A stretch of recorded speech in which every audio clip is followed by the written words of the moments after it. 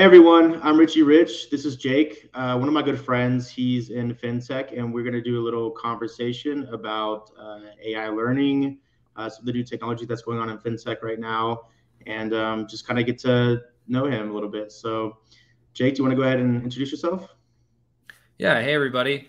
It's a pleasure being on your show, Richie. So thank you so much. But yeah, I'm a fintech developer. I work for a major fintech company that you've probably heard of, but we're not going to actually talk about what that company is on this broadcast. But yeah, essentially, I've been working in the fintech realm for a few years now, and it's a fascinating place to be. It's this weird intersection between the cutting edge and the ancient primitive technology of the 1970s. And so it's a very interesting place because you have people doing just amazing work, like, and there's crazy new concepts that have never been done before. At the same time, you have the old guard that is trying to keep things the way they were, and also keep things safe. So it's just a really fun place to be as a developer. And yeah, I'm super excited to talk more about that over the show. Yeah, I appreciate you coming on and talking with us. You also have a YouTube channel, correct? Yeah, that's right. Yeah, so Game the System is the YouTube channel. We've got about 14,000 subscribers as of today, and we mainly do videos about the intersection between money and power. And so that could be about business, it could be about politics, it could be about technology, and anything that kind of is at that intersection is something we'll cover. And it's mini documentary pieces or sometimes opinion pieces. Yeah, Yeah, that's really fun to do. money and power. Those two tend to go together, and something that I've been pretty fascinated about. I actually grew up in and around the banking industry as well, credit card transaction processing to be specific. And so I've always been fascinated with banking and all aspects of it, not only the technology behind it, but also being exposed to people with money in the banking industry. I learned pretty quickly that it's those who have money are the ones that make the rules. So the real golden rule is those who make the gold make the rules. And so from a very long time ago, early in my childhood, I put that together and realized that there's a lot of power in being a part of the banking system essentially. And so when I met you, it was totally random. We were just at a party actually through a mutual friend, and we had a lot more in common than I do with most people. Most people aren't interested or care about banking, especially banking technology and how their money goes, from place to place. So I'm really fascinated with what you're doing and interested to hear what you have to say about some of the new upcoming technologies. Yeah, I mean, for most people, it is just magic, right? They download an app and then they, connect a bank account and then they can send money to anybody they want to. But there's a lot of work that goes into making that happen. And the fascinating part about it is that all of these applications have to like hook into this very ancient legacy banking system that really hasn't changed that much since the 1970s. Yeah, absolutely. APIs. So again, I don't know much about I'm not a developer, right? So basically, my background is being around banking and kind of understanding the politics behind it, and also getting involved with cryptocurrency. And I do understand like the technology of cryptocurrency, and so I have more understanding than most, I think. But it's exciting that there's people like you that are actually pushing the industry forward and trying to bridge that gap of the legacy systems and the new systems, and then what does that look like, right? So compliances, all sorts of rules and regulations, and now there's cryptocurrency that's being kind of thrown into this, and the legacy systems are slowly losing control over the power that they had, which was control of the money. And so there's a couple questions that I had for you. I guess we can start with, what is one of the major challenges that you are facing right now in the fintech industry as a developer? Is it the interaction with the legacy system? Is it the politics and the limitations that you guys have? Like, what is it that's like your biggest challenge right now? That's an awesome question. I would say the most challenging thing is actually just data. I think this is true Right. across every basic vertical in tech right now. Is we have all this data. What do we actually do with it? Um, so, for instance, we think like Visa. Visa processes trillions of transactions, and all those transactions tell a story. And if you were unethical about it, you could know exactly who a person is based on their transactions, and you could use that very, very unethically to harm somebody.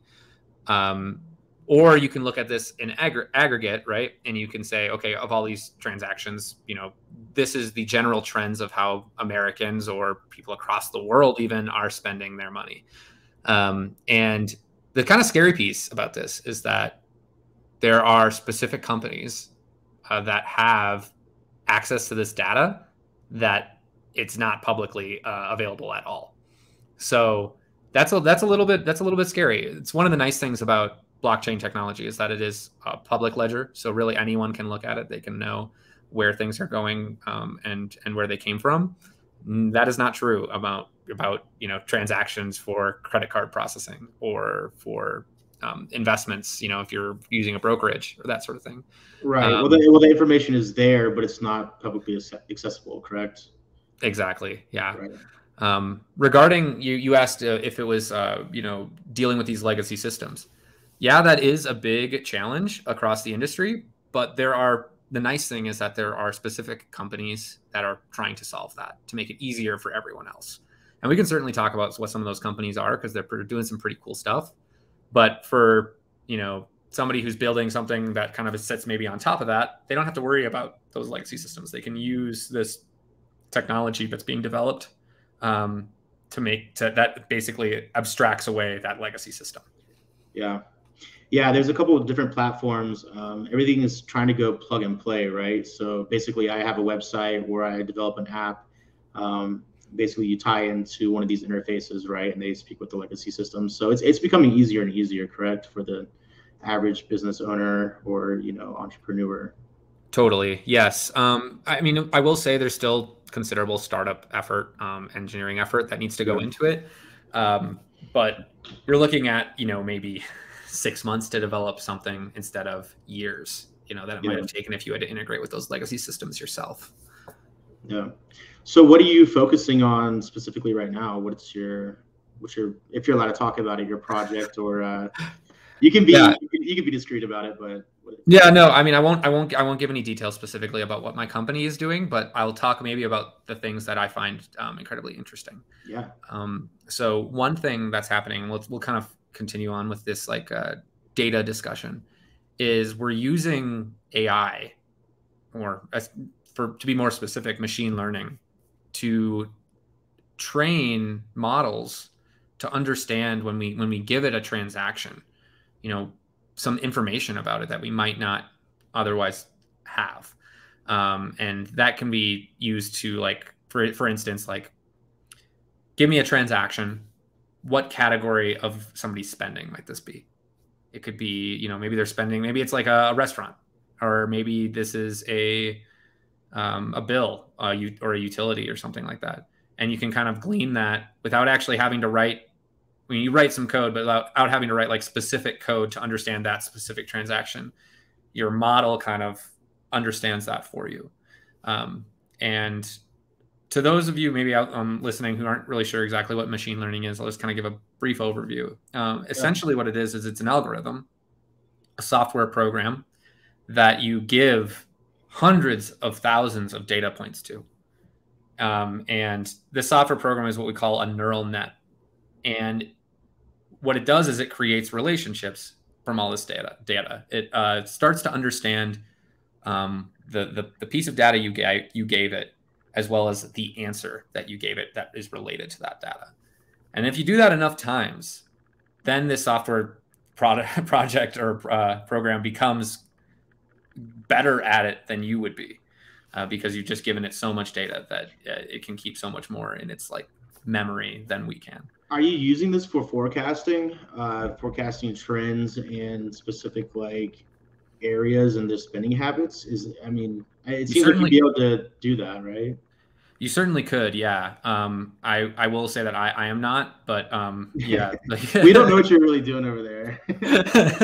Yeah, but you certainly could. Yeah, you could use it like I'm sure you could use machine learning model, right, to predict For forecasting. the next 24 hours of Bitcoin's price if you wanted to, right? Based on Yeah. it doesn't mean to be I don't right. know. It I doesn't don't. mean to be Yeah. right. Okay. Okay. But I was more talking about like I guess like spending habits of a consumer. Um, you know, kind of being able to. I guess I'm just kind of thinking out loud right now.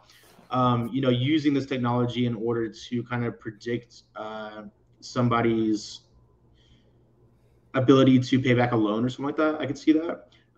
Being able to plug in their data and seeing their spending habits and that kind of stuff. I could see being able to help automate. Like I know we have credit scores, but being able to say, hey, this person um, they spend money like crazy. Like maybe we shouldn't, or they have a shopping issue. Is this data also being sold to like advertisements as well? Um, I this kind of assume it falls, is. yeah, it kind of falls under the ethical question, right? Of what Right. do you do with all your data and how do you engage with it ethically? I'm proud to say that my company doesn't do that. Yeah. I would have a big problem if they did. But I know for certain that some are absolutely like Yeah. that is just natural that that is happening. Yeah, Um, because we have like Google clicks, so I know that they're tracking everything that we do on the internet, but I could also foresee it just as easily being tied into spending habits, how you swipe your card, what you buy online, those types of things. That yeah, data I'm sure is valuable. absolutely. And you like I think that's the big thing about machine learning in general that is like a big question in the industry right now is how do you engage with it ethically? So, for instance, you can imagine a scenario where an insurance company, right, when deciding whether or not to insure somebody, looks at a bunch of demographics about this person and using like their geographic location and their age and their income and all these other things of everyone else that they've already insured, right? They can predict the likelihood that you're going to get into an accident or have a fatal illness or something like that. And they could then basically say, oh, we're not going to insure this person, or we're going to insure this person with like a super high premium or something like that. And Yeah, I would consider that to be a pretty unethical use of this technology. it depends if you're making the loan or not, Right. or the one writing the insurance checks. Yeah, for real. I mean, so it's a very gray area in my opinion. As a business owner, as somebody that if I were to lend somebody money, I'd want that data.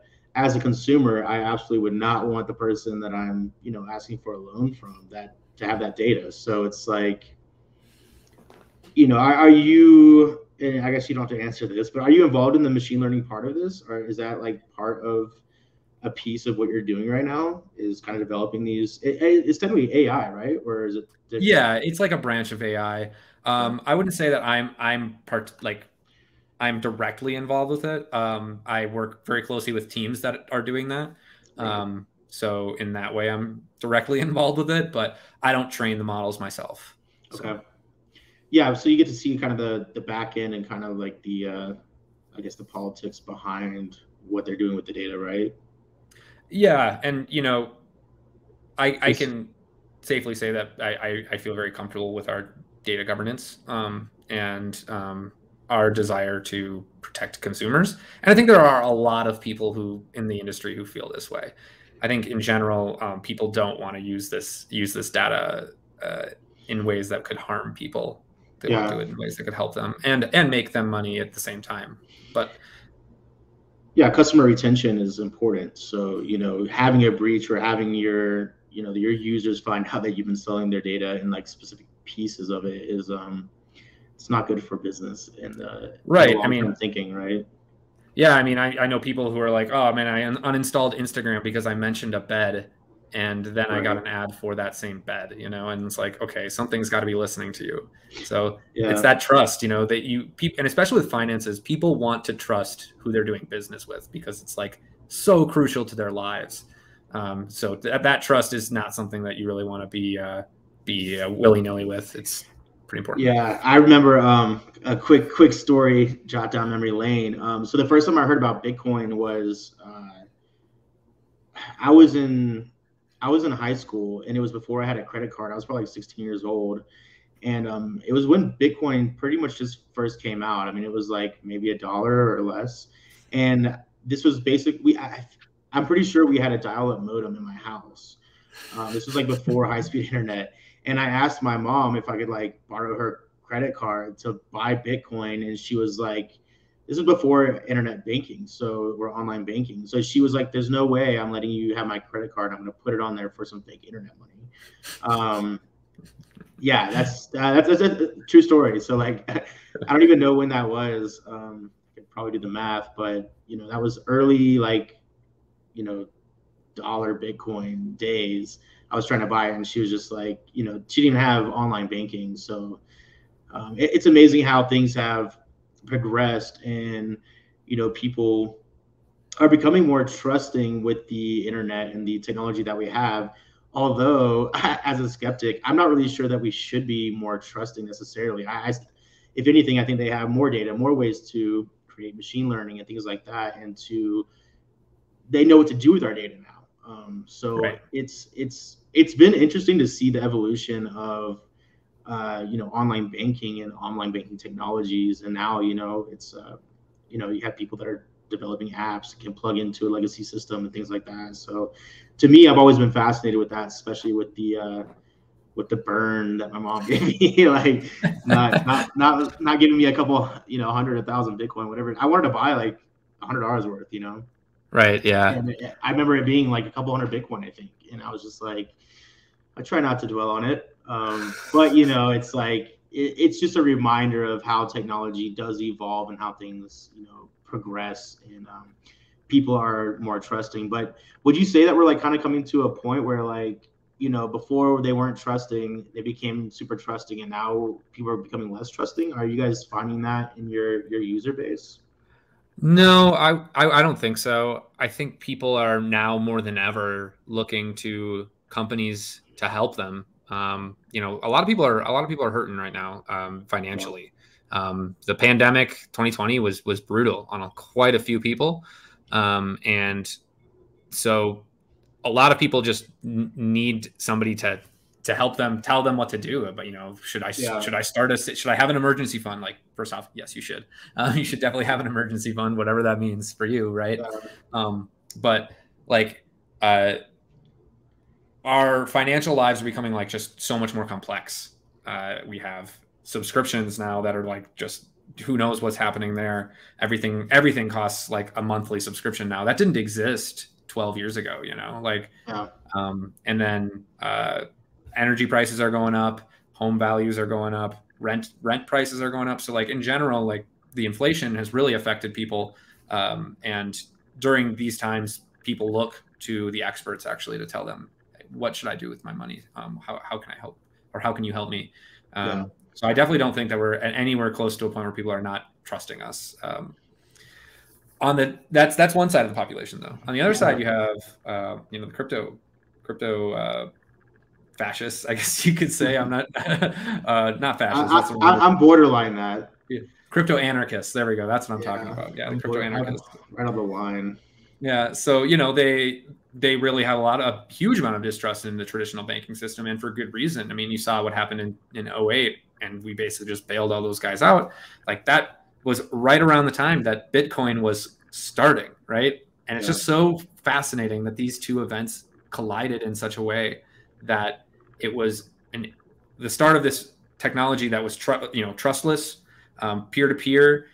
You could be your own bank at the same time that there was this loud, resounding gong of, wow, these banks actually don't know what they're doing, and they're actually being very reckless with your money. yeah, So I find that juxtaposition very fascinating. yeah. That was one of the many reasons why I got into cryptocurrency, was to be able to control my own money. I've done some traveling before, and I've tried to swipe my card, and it was blocked. And I was stuck in a country with no access to my money, and like I know there's money there, but there was somebody that just said, we're not gonna allow this. I've also been in situations where my information has been stolen, and they just let them spend recklessly. So it's like, I definitely lean on the side of hoping that cryptocurrency will continue and be, I hate saying like the future of money or whatever, because I don't think that that's necessarily where it's going to go. I don't think governments and regulations will allow it to be full blown. I think they're dealing with it because they have to. There's so much money in it, and you say that you have cryptocurrency, you don't want to deal with the banks. Well, guess what? If you don't have access to a bank account, you can't offload your crypto. Um, I've been in situations like that. I keep most of my money in cryptocurrency, and so if I have an issue with a bank or something like that, then it's extremely difficult to get access to my money and spend it, at least at this point in time. So it's there's definitely like a give and a take, and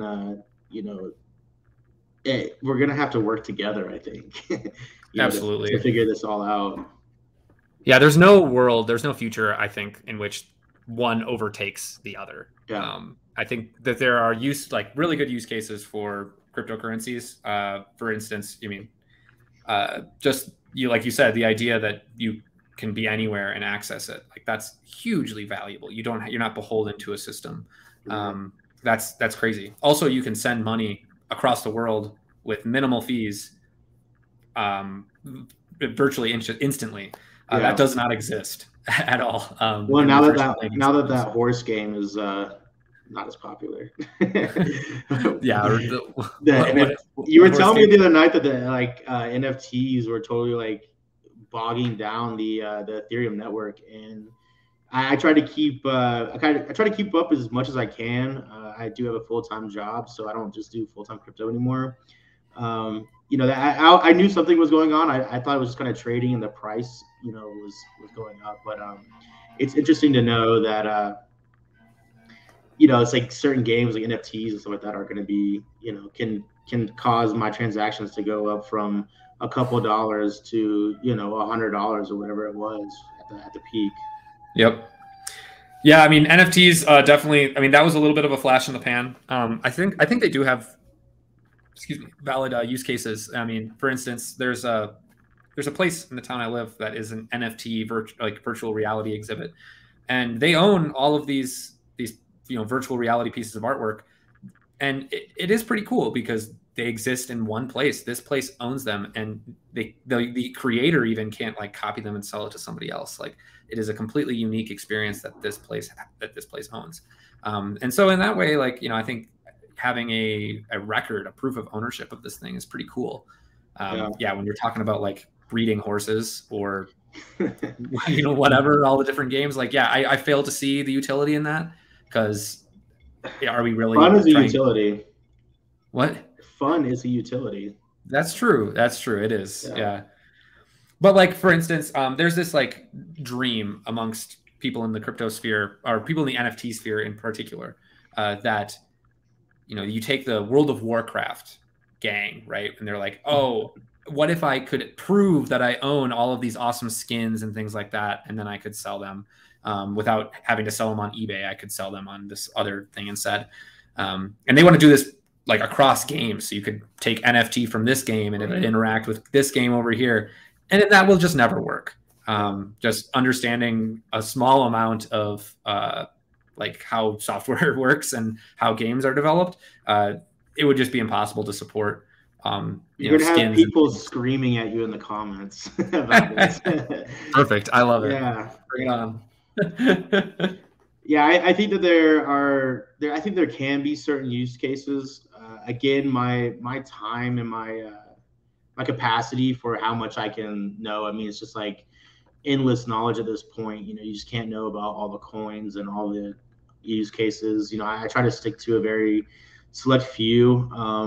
I've been involved with a privacy coin since the day of launch, and since then it's switched lead devs, and I've been involved with marketing and advertising, also thought processes. And this kind of goes back to the security that we were talking about, and data. And basically they've created this and I'm not going to mention names because I'm not here to promote anything. This is just something I came across, but essentially it's like the most private cryptocurrency network that there is. And so they have started to like be able to allow like images and like messaging and things like that on this network. So the issue with that is uh, there are a lot of things that you can do with that much privacy that is not ethical at all. And so opening up that door is a real issue for the people that are involved with this technology. And it's like, okay, if we open Pandora's box, there's really no going back. And you know, there will be things that are transferred on this network that are not good for the world, you know, essentially. And so, you know, there's this like sticking point of, well, how much regulation do you want? It's like, okay, so do you want really free private transactions, or is a little bit of regulation good? Is it is, you know, and to me that kind of just like, it's a fight that I have because I'm definitely a freedom fighter. I definitely believe in freedom of speech and being able to communicate, being able to spend your money the way you want. But with that technology comes a lot of, I guess, a lot of risk of bad things happening, essentially. And I guess you're kind of like in that same spot, but on a different playing field with all the data that you're receiving, right? And so now you're figuring out, okay, so now we have all this data. Now what? Like now, what do we do with it? Right, exactly. To touch on both of those kind of points, regarding regulation and of the cryptocurrency space, it's not about whether or not you want it to happen. Obviously, I kind of feel the same way as you. Like, it would be great if we didn't have to have regulation. If we could have this, completely private ledger of transactions that, it'd be amazing because you would have complete financial freedom. You could spend your money on anything you wanted at any time, and no one would be able to tell you otherwise. Yeah.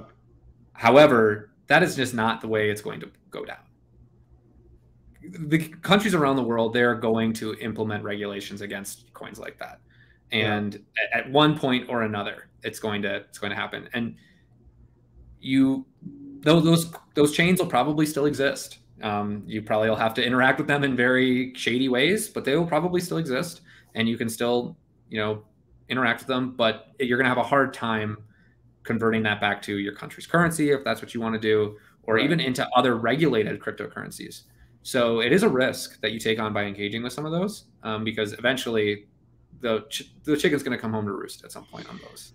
Yeah, absolutely. We've seen examples of this with USDC being like blacklisted, or certain accounts being not able to withdraw from, or if you get sent money from an account that is blacklisted, essentially, like you get flagged too. I think that's already kind of started, especially with the public ledger transactions. Right, exactly. Yeah, and regarding the data piece, it's everywhere around us. The more you interact with the internet world, the more they know, and it's like this mysterious they, right? But you have to be wise about who you give your trust to, because it can be used against you. Yeah. Well, going back to kind of the technology that you're using right now, what are some of the main apps that you're using, or I guess, development tools? Sure. Yeah. So the big thing with interacting with any of the old guard of banking is they have these protocols that were developed a long time ago that are using pretty ancient technology. It's battle tested, right? We know it works. It's going to keep on working, and that's why we are really hesitant to upgrade it. But we still want our new world of technology to be able to interact with it. So you have these companies popping up that are building hooks into what are called rails. Rails are ACH, which is automated clearinghouse, wire transfers, bank transfers, book transfers, not bank transfers, book transfers. All of these are different protocols that have been developed that can move money around into different locations, and they're essentially called rails. And so if you build a connecting piece into these rails, that is a business in of itself. Right. You can start servicing customers, providing them with an interface to hook into these and build these financial products very cheaply in ways that they couldn't do before. So, for instance, one of these companies, it's a pretty new startup, and I don't mind saying their name because really, I don't think the people listening to your podcast are probably going to be on their buyers list, but they're called Treasury Prime. And it's a pretty cool suite of technology. They basically provide Rails or access to Rails for anything. So if you want to build something that uses ACH, they got you covered. If you want to interact with credit cards, they got you covered. And it's basically just this like developer tool that makes building any financial product insanely cheap compared to what it was before. Yeah, there are cryptocurrency rails as well. Yes, there are. Yeah. Yeah, I think they're getting into that a little bit, but it's I think it's hard. It's hard to invest a lot of energy into that to a certain extent for businesses because it is not as battle tested as like the traditional banking system. And what you see, right, this is a really interesting thing that's happening with the banking system in general. Is you're getting these things called new banks that are popping up. I think even like Ally would be considered a new bank, but it's basically a bank that doesn't have a physical location. It only exists online. And that type of organization would be a perfect contender to use a system like, or a developer tool like Treasury Prime. Yeah. Are you, and again, if you can't answer this or don't want to answer this, that's fine. I got to be careful with what I want to say. Can you say a little bit about at least the realm that you're in? I know you said a little bit about the machine learning. Is there the company that you work with? What is the primary goal, I guess, of the company? Is there, or are there a bunch of fragmented sectors? It's basically just trying to provide like access to financial services at like various points in people's lives. It's kind of the main goal. So if you're a fresh out of college grad, it might just be like a budgeting tool, right? But if you're someone who's trying to pay off a ton of credit card debt, we might try to provide a service that helps you do that. Or maybe buy a house, like that sort of thing. Maybe get some better like car insurance or something like that. So are you a new bank then? No. So a new bank really would be like you're opening up like savings accounts and checking accounts and providing loans and that sort of thing. Which so you guys are a data processing company. Yeah, to a certain extent. Yeah. I think that's fair. Yeah, to say. Do you white label your technology to other banking institutes that use, your no, we keep it in house, and I think that's part of what our competitive advantage is. Actually, is that we have a really robust technology team that we build things for the much larger company, and don't really sell it to anybody else. Not that selling to other people is not a valid business strategy, but once you get to a certain scale, you kind of want to protect your IP and not give it away. Right. So, or not sell it, essentially.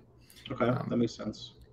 But the part of the technology that I'm particularly involved with is largely like user interface, API design, and database management. That's kind of like three of my main focus areas. So what I'm called is a full stack engineer, which is essentially just somebody who doesn't specialize. So everything from deployment all the way up to what the user actually sees is stuff that I'm focused on. Okay. What piques your interest the most? What are you most excited about?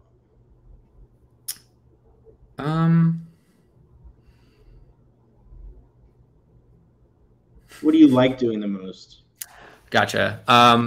So one of the things I love in particular about engineering just in general is, and especially on consumer apps, which is really the functional area that I work in, is that when you have millions of users, there's some very interesting scaling problems to, like if you have millions of users, that means you have billions of transactions. And those transactions have to be stored somewhere. And databases don't really like looking up billions of rows. It's just not really a very fun thing for databases to do. It takes a lot of memory to do that operation. So figuring out different ways that you can store data that is faster and access data that is faster, and otherwise build processes that can happen out of band, that don't have to happen along request routes and things like that, and just ultimately optimizing the performance to make it so it's a very seamless experience for the user when they visit your page. Even though you're querying tons of stuff, they view it as very fast because you optimize it all along the way. So when you say that, there's something in cryptocurrency called layer two. So basically, like a Bitcoin transaction, what Lightning is a separate layer two off-chain transaction between two people. So is that something that the banking industry is using as well? Is that what you were just kind of describing? Is another kind of off layer interaction with the data? Like, can you explain that a little bit? Is that similar? Sure. I'm not super familiar with layer two, except I know it uses like pools or something like that to kind of bundle transactions up together. Is that right? Yeah, so it's off chain. So essentially, there is the Bitcoin blockchain, right? And so you can set up like a separate server between you and me, essentially, and we can do transactions off the main chain, and then it uploads to the main chain. But it's technically off chain, and it's technically not blockchain, which is why I had such a huge issue with it, because that was the whole point of it to me, is immutable truth in transactions. Layer two transactions can fall through, they can be reversed off chain. And so it's basically working with the network, not on the network. And so I guess I was thinking that what you were describing kind of sounded to me similar. So it's, maybe a different protocol that accesses data differently. Do you mind? I mean, if you don't want to, we don't have to, but can you kind of explain that process to me of what that looks like? So I understand like a data warehouse and how you interact with data, how you pull data, how it's memory intensive. And maybe this is something, maybe this is your industry secret that you can't talk about, but how would you pull data from a large pool more selectively than having to search through all the data? So there's a couple ways you can optimize this. For one, there are different ways to store data that's not in a database itself. For instance, there's this technology called Redis. Redis is basically just a key value store, and it's entirely exists in memory. So the difference between Redis and a database is database stores things on disk and then fetches things into memory as needed. And Redis operates entirely within memory. So if you have data that you need that's accessed very frequently, that might be a good place to store it, because then you can like, it's blazing fast and you can avoid those round trips to your database. Essentially, databases are CPU bound. So the more CPU that is being used concurrently is going to slow down the entire system. So the more you can reduce the number of requests that go to your database and the number of rows that are updated and that sort of thing, then you're basically going to free up it for transactions that really matter. So is that temporarily held somewhere? How does that work? Yeah, so you would typically you would use some sort of like cloud provider. They have like AWS, for instance, that's Amazon's system. Yeah. They have a Redis, it's called Elasticache, a Redis instance that you can hook into and run your applications using that. And it's incredibly useful. The other thing that's, there are like a ton of like minor optimizations you can make, like, and this is maybe getting in a little bit too in the weeds, but for instance, if you know you're going to access the same information twice, you can actually like cache that in separate ways. So like if you have one request coming in and you know that some reference data that you have is going to be accessed all the time, and you don't want to be passing that reference data like around with you because that just gets confusing and hard to manage. But instead, if you kind of can cache that, then you can never have to actually go to the database twice to get it. Yeah. That was kind of my thought process, is that like data that you need immediately available isn't necessarily stored the same way, but record data. So in my mind, it's a timestamp type thing. So after a certain period of time, a piece of data would go to a certain place in a database that isn't right. is as accessible. Is that kind of along the Yeah, lines? and you see the same concept when it comes to like content as well. Okay. So, you know, you use TikTok or Instagram or something like that, right? And the amount of content that they have on there is ridiculous. It's like so many people are uploading photos all the time. There are systems that you can use, like I don't think Instagram is using this, but like Amazon has another service called Glacier, which essentially is when you store things with Glacier, the more frequently something is accessed, the cheaper it is.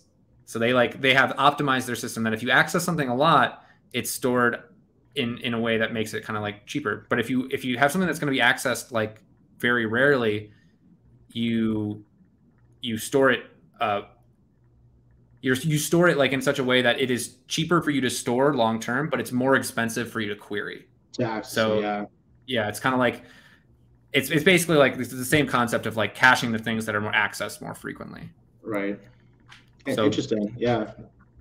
That's pretty cool. So that's the more expensive. So the stuff that's accessed frequently is more expensive to store, but cheaper to retrieve. And the stuff that's not accessed frequently is cheaper to store, but more expensive to retrieve. So yeah, understood. So data access is one of the things that you're interested in, essentially. Absolutely, yeah. Yeah, that's cool. So yeah, I mean, maybe we could talk a little bit more just about crypto in general. You know, I know you don't want to name names too much, but like, I mean, how do you feel? Are you a Bitcoin maximalist? So I think Bitcoin is the grandfather, and it had its place. It depends on what you're referencing. To answer your question, absolutely not. I'm not a Bitcoin maximalist at all. Was Bitcoin the first thing I bought? Yes. Do I currently own Bitcoin? No, I don't. I don't think that your ROI is going to be the same with other projects, because the fact of where it is and how much economic value it takes to move the price. It's not going to do 100x anytime soon. Will it go to $1 million or $100,000? Sure, I do think that that's possible. Do I think that I'll be buying a Lamborghini off the profits of buying a Bitcoin anytime soon? I don't. I don't think that. And so, I think it has to do with your investment strategy. And some people are okay with the long, slow grind. That's an okay approach for your investment strategy. For me, I like making money yesterday, essentially, and I want something that's going to give me the most ROI on my investment as soon as possible, with the least amount of risk, obviously. So there's a balance for everybody, and what I always try to encourage people to do is find an investment strategy that works for them, an investment plan, a timeline. So like creating your timeline of investment and kind of create some goals around it. For me, I've always wanted to retire when I'm 40. So I have an investment strategy that's built around that.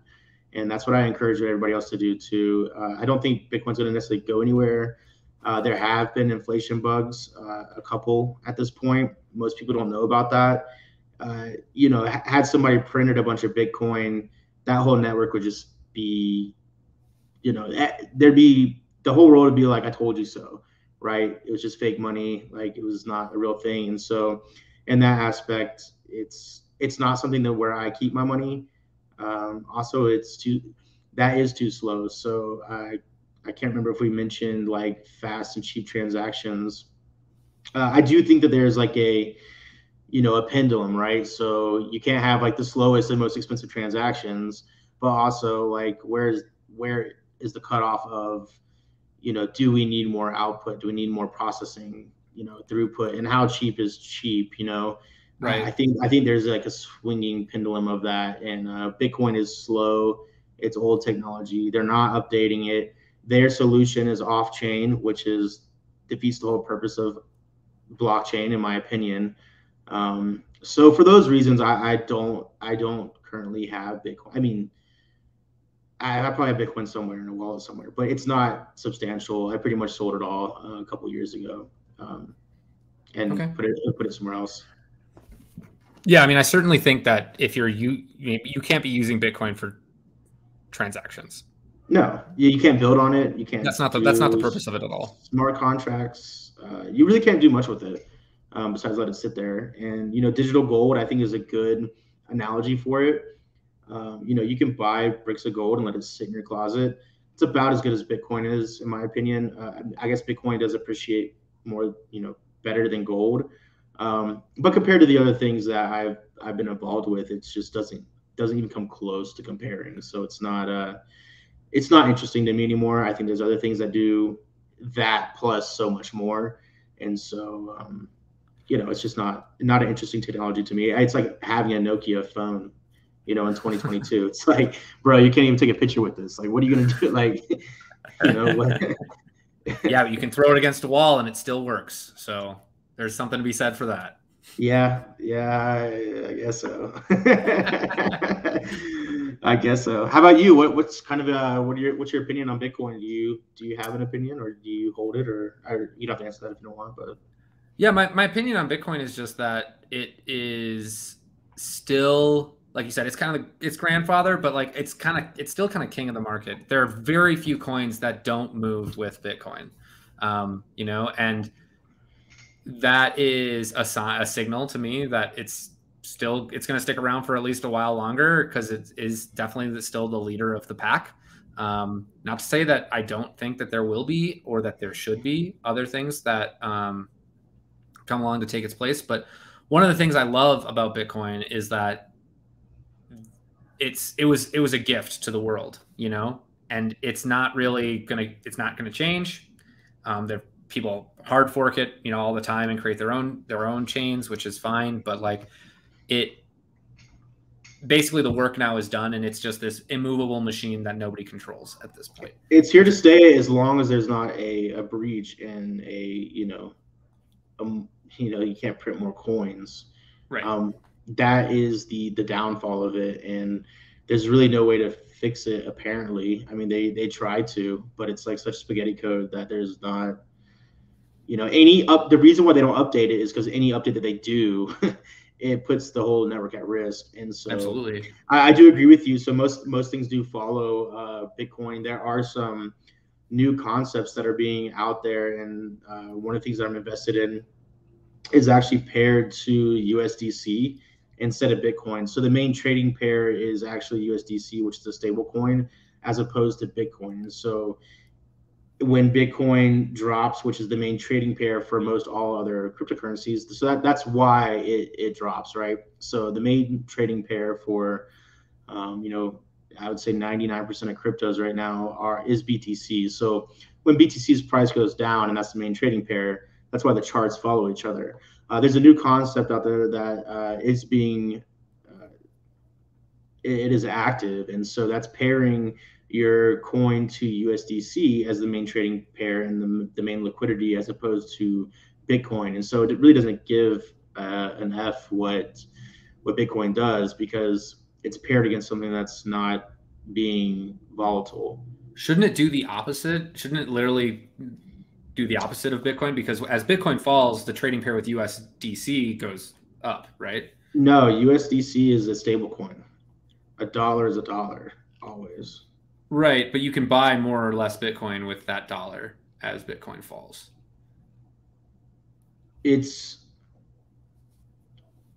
mm, no, because the value doesn't change for a stable coin. Um, so yeah, depending on what your Bitcoin is doing, yeah, if your Bitcoin pumps, you can buy more USDC. But if a coin is tied to USDC as opposed to Bitcoin, it doesn't have that market fluctuation that is directly tied.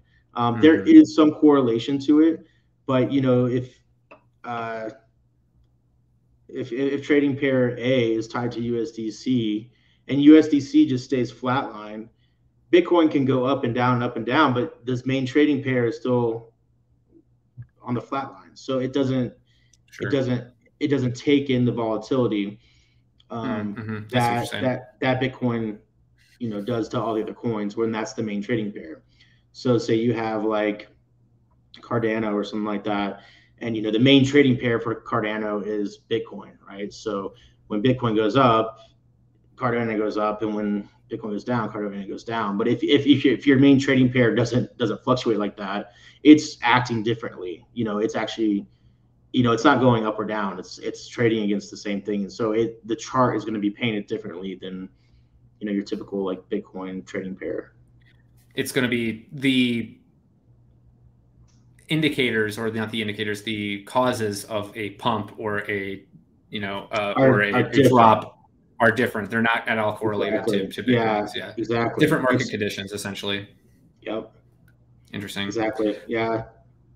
What do you think of this proof of stake concept? Because I'm a bit torn on it. I think it sounds interesting. And obviously it's like, oh, one of the biggest criticisms about cryptocurrencies is that they're bad for the environment.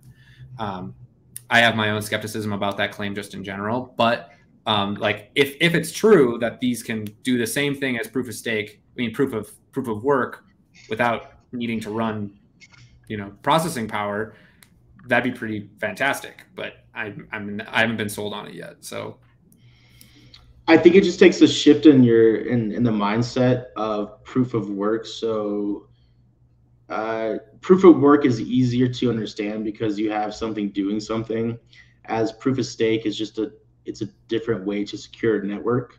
I do think that will be the future. Even Ethereum's going that way. Uh, I think that will be the future of network security for blockchains. Was I felt the same way as you did for a long time. Um, I've been thinking about this concept for 3+ years now, and it definitely took me some time to get used to. But I think that if they can get it to work, it'll be great. It'll be way less energy wasted, and So um, my question to you would be, so how Bitcoin essentially mines transactions is uh, the hashing power actually verifies, or the power it takes to figure out the answer to the hashing algorithm, right, is what essentially verifies that a transaction is correct, right, and that it's legitimate.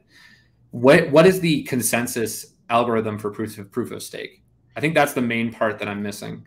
Is I don't understand how they're actually gaining consensus.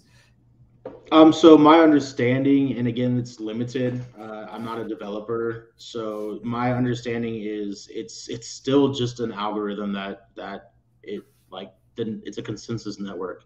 So you know, once everybody agrees that the transaction happens, it's put in a block and then it moves on. I don't think you need the hashing algorithm to do that necessarily. Okay, If that makes sense.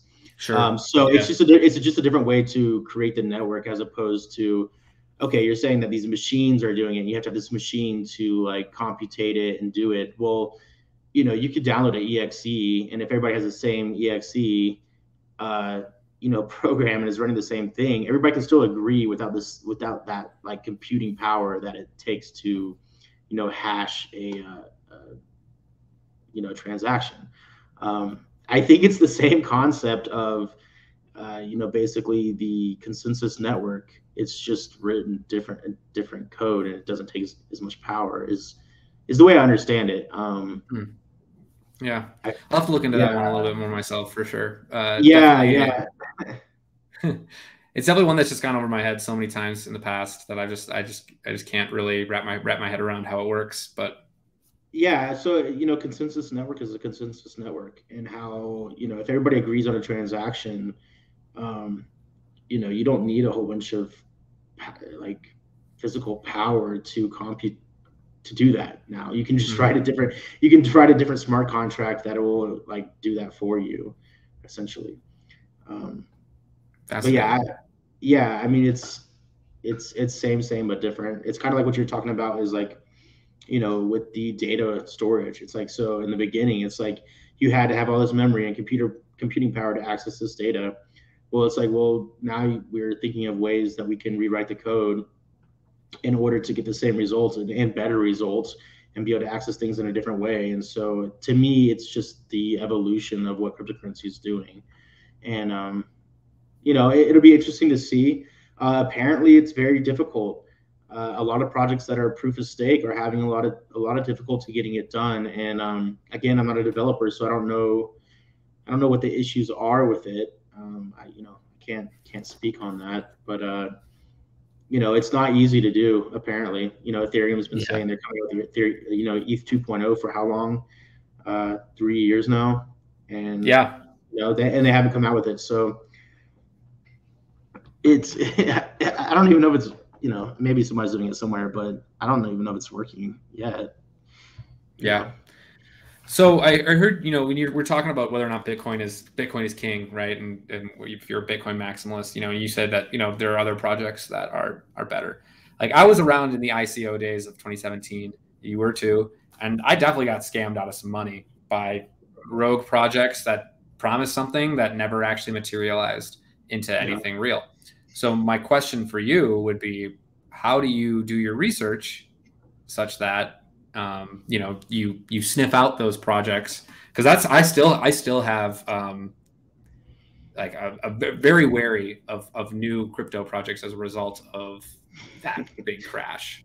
Good, as you should. Um, I don't do research on new projects anymore. I found something that worked for me a little over 2 years ago, and how I came upon it is basically the understanding of money and how it works in general, and how like what the needs are, right? And so for my need, I would like to have some interest, right? So I'd like to have something that's programmable that could lock up some money and pays me interest, right? And so that Hmm. was once I realized that day trading and the minute charts were not the best way to get rich. uh, I started looking into other things that would, I started expanding my time horizon of investment, kind of like I was talking about earlier. And so for me, it was like, okay, immediate money is good. Being in cryptocurrency, it's the highest appreciating asset. So you're already in the right place just being in cryptocurrency. Well, then is there anything that can capitalize on my time that I have in the market, right? And so that would be something that pays me for being in the market and for being having time in the market. Those are kind of my criteria. And once I kind of gave up on I'm going to outsmart the bots that are trading, and after being a part of the Cryptopia hack and losing all my money there, I've lost money in every possible way that you can in cryptocurrency, essentially. And so I wanted to own my coins, and I wanted something to reward me for holding my coins. And so that's how I came across the project that I'm mostly invested in now. And it fit all my criteria where I could hold my coins off chain. I could lock them in a smart contract. It pays me interest in coins, not USD. So of course, don't know what the volatility is going to be of the market when the coins come out. But that's a risk that I was willing to take, because at the end of the day, I'm going to have more coins. And so it just made logical sense to me. It's that if now that I don't want to sit there and look at a chart all day, I don't want to be a day trader. I want to be able to create this investment plan and have money coming out. Uh, you know, however I chose it. I basically chose it every 6 months for 15 years. And so for every 6 months for 15 years, I know that there's going to be more coins in there than when I locked up. And whatever the market's doing, great. But it seemed like a good idea to me, and it seems to be catching on. And so, um, yeah, I mean, if it goes to zero, it goes to zero. That's a risk that you're willing to take. And anybody that's watching this, if you're investing in cryptocurrency, I highly recommend you do not put in more money than you can afford to lose. Look at it as a speculative thing. If you do make a significant amount of money in it, take some profits. Enjoy it because if you just sit there and if you let it sit there in an exchange, the exchange may not be accessible the next day. I've Right. experienced that. You go to the website and it just says closed. Um, Well, you we've can, seen it recently, very recently, and actually, your topic, yeah, your comment on interest, struck a chord with me because we saw it very recently with Celsius Network and BlockFi, and Celsius Network now is filed for bankruptcy. BlockFi has been purchased for pennies on the dollar by a competitor. yeah, And these were companies that were basically relying on distributed finance to power their entire business model, which is great when the market is good, but not yeah. good when the market is bad, or It, we're in a down cycle. And so, yeah, these companies have basically gone out of business. And, I lost some money on Celsius, and like yeah. that is a risk you take with an unregulated security. I shouldn't even say the word security. Oh my gosh, the SEC is going to have a field day. Yeah, I But mean, most of them are, and that was another thing that I was looking to get away from as a company. I don't want there to be a CEO. I don't want there to be like, people in charge, people with, keys to the back door. Like, I don't want any of that. And so what I found was a smart contract that is immutable. It can't be changed. The smart contract was launched on the Ethereum network, and it's done. It's complete. It's not going to change ever. It can be dropped onto the other chains if it needs to be. But the original Ethereum that I put into that smart contract, that's just there, unless the Ethereum network goes away. And even if the Ethereum network goes away, it can be that smart contract can still be dropped onto another blockchain essentially. And so again, owning my own coins, not having backdoors or trusting a company or investing in something that has promises. I invested into a completed project that isn't going to change. And to me, that was like the safest way I could invest into cryptocurrency is uh, owning my coins, knowing that if something happens to that network, it can be dropped onto another network. Um, those are the things that I was looking for after being hacked, rug pulled, losing money any way that you can. Having a scam wick on a trade. Um, man, every way possible, I've lost money, and so those were all the criteria. It was like, well, I don't want that. Well, I don't want that. And so that left me with a smart contract that is immutable. It's done. It's completed.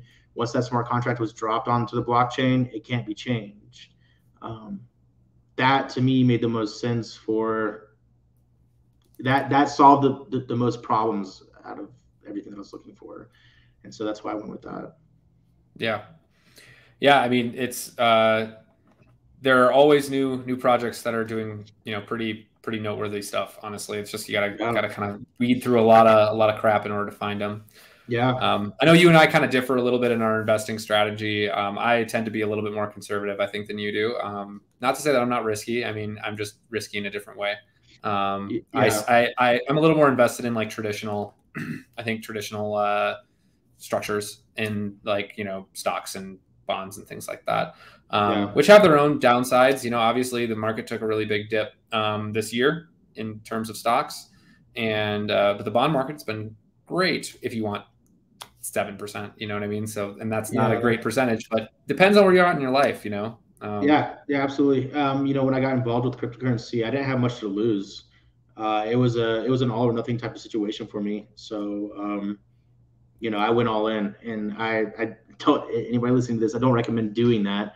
But that I was in a situation where it was like, I was making $20 an hour or something like that, and I was like basically making as much as I was gonna make doing what I was doing.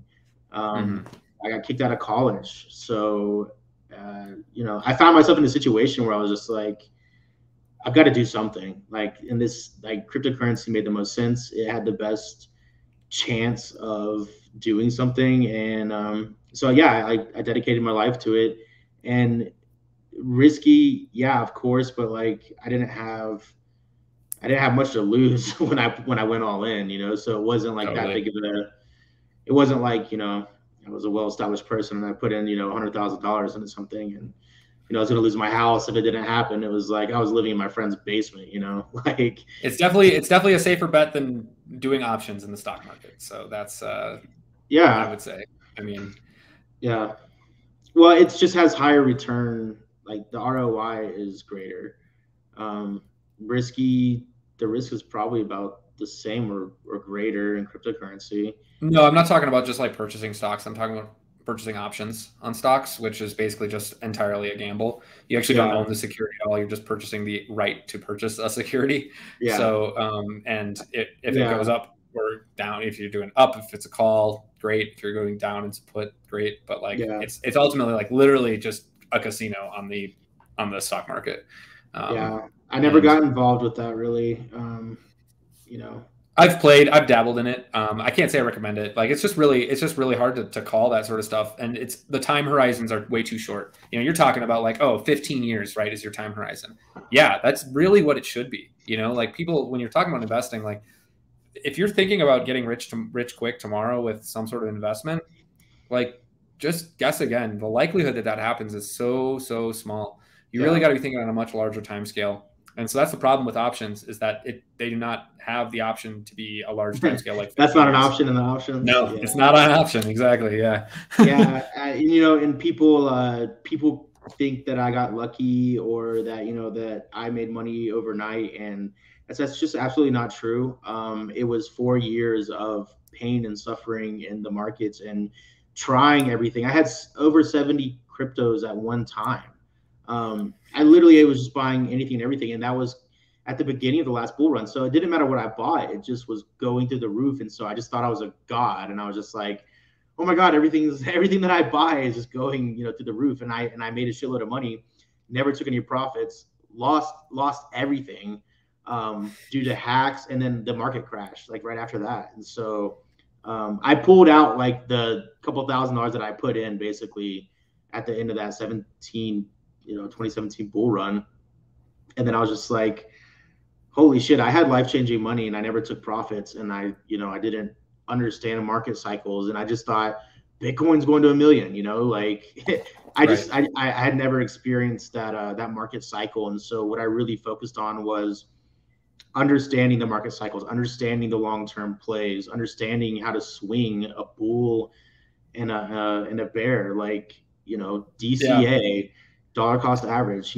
Slowly buy in, hold it for 2 or 3 years. When that first investment out of the many that you make is in profit, take some profits, do something with it. And so that's what I encourage my friends to do, or anybody that wants to listen to how I actually did make money in crypto. It wasn't that I just bought something, got lucky, and it just went to the moon the next day. And that's not what happened. It's not what happened with anybody that I know that actually made money.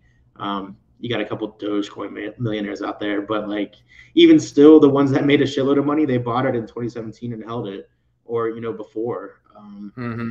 So Exactly. whoever anybody out there that's listening to this and you're interested in crypto or investing, realize that it's a long-term play. I would safely bet 2 or 3 years on your investment before you're gonna like take out profit. And if you can switch your mindset to that and stop trying to be rich yesterday, then you'll probably do pretty good. Yeah, yeah, exactly. And like another thing to realize is that it's not a bad thing to have a very to have a diverse portfolio. Actually, that's Yeah, you might not make as much as you would have if you put everything into the moonshot, but yeah, like the likelihood that you hit the moonshot is a lot slimmer than hitting one of the moonshots that is across your entire portfolio.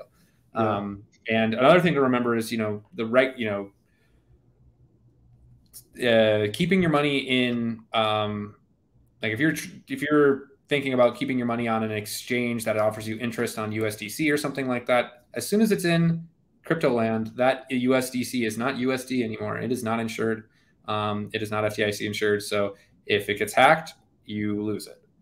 So it's one thing to be very, if you very wary of. yeah, and if you People don't think, own your coins, then you don't own your coins. It's not your money. If you give your friend $20, as a loan, you may never get it back. And so the same thing is with crypto, just because it's a company, because they have a good, nice, shiny website. If you put your money on any exchange or any website and you don't have complete control of it, or you have control of it and somebody else also has control over it, that ain't your money, bro, or broettes. Sis.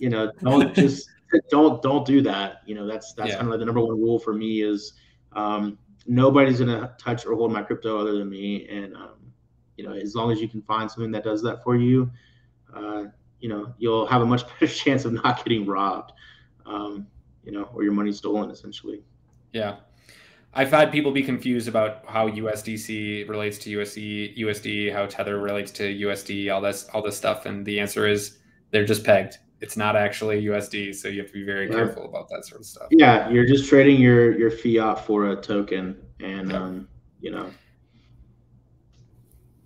that's about it. So the Yeah. the real question though, Richie, is are crypto securities? Um, I would say 99.9% of them are. I would say Yep. most of them are, in my opinion. So Most of them aren't or are? most of them are. Yeah, Yeah. I think most of them are. So Yep. You're seeing the rubber hitting the road here on it, yeah, and for some, but yeah. Hey man, well it's been great talking with you. Do you have anything else you want to talk about with the fintech thing or?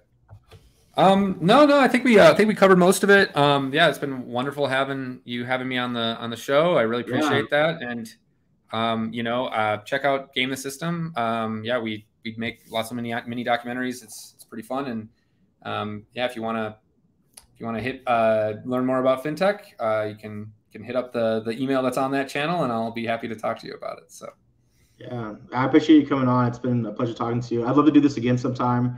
We had like a whole list of things we're going to talk about, and if you ever want to do it again, I'm definitely down. sounds good. Cool, All right. awesome.